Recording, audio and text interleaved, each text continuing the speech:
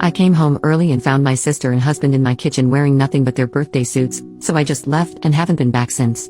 I can't move. If I move it becomes real and I have to accept what I saw and think of what's next.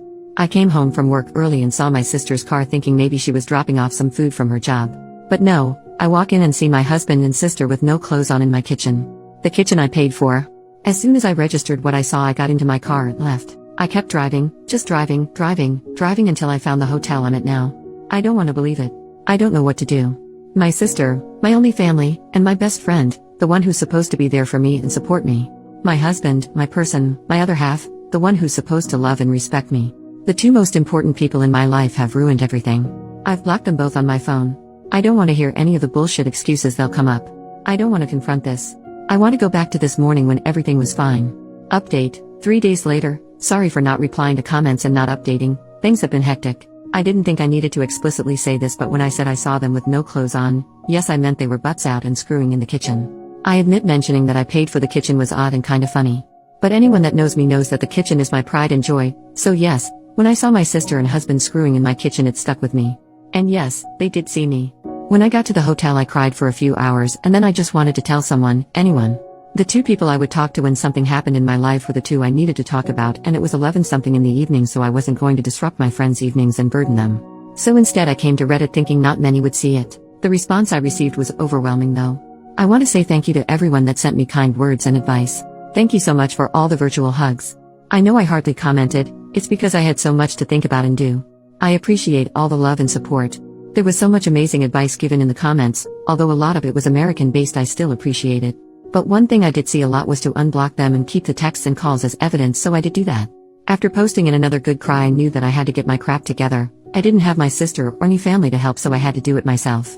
I started researching what my next steps were. In the morning, my friend called me saying my sister contacted her wondering if I had been in contact with her.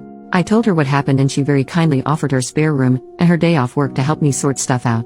I called in sick at my job and my friend helped get things done. I got in contact with my friend who works at a bank and she helped me start sorting my financials.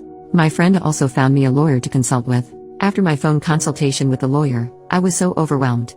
I now know why so many women don't divorce their cheating husbands. It's such a lengthy, expensive, and emotionally draining process.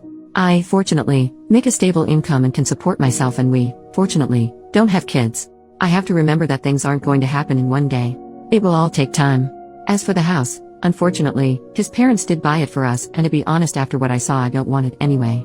I will try to get reimbursed for my beloved kitchen, otherwise, it can burn for all I care.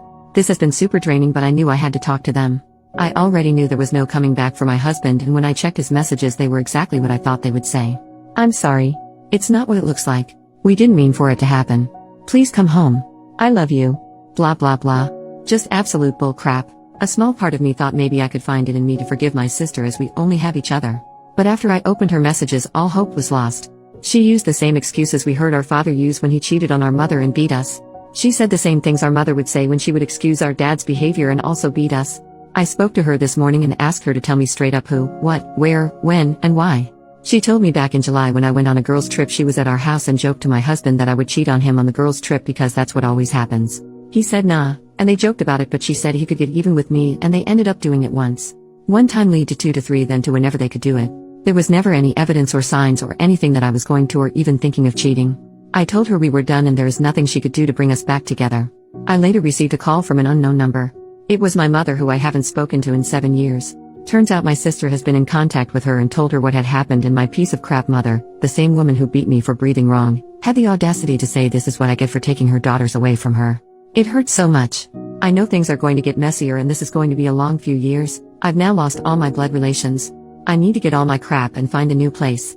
I want to show them that I can and I will thrive without them. Again, thank you all from the bottom of my heart for all the love and advice. All the people in the comments that could relate to me, I'm so sorry. Second update, 10 months later. I actually forgot about this account until recently, and when I logged back and I saw so many people still commenting, messaging me and checking up on me. To those people, thank you for your kindness. Since so many still ask for an update and I've already shared such a big part of my life, I may as well give a small update. Back in October, my life was in chaos, but I was determined to soldier through it and show them that I can make it without them and succeed. I had to meet with my ex to talk about the house, and he kinda gave up and we decided to sell the house. I was reimbursed for my beloved kitchen. At first, my sister would show up at my job and my friend's house, but once I told her that I would get the police involved, she stopped. I haven't seen her since February. I did hear from my pathetic excuse of a mother again, but that was also shut down, and I have not heard from her since the end of last year. I'm from New Zealand, so my ex and I have to be living separately for 2 years before we can divorce. Although I want nothing to do with him, I'm not too fussed.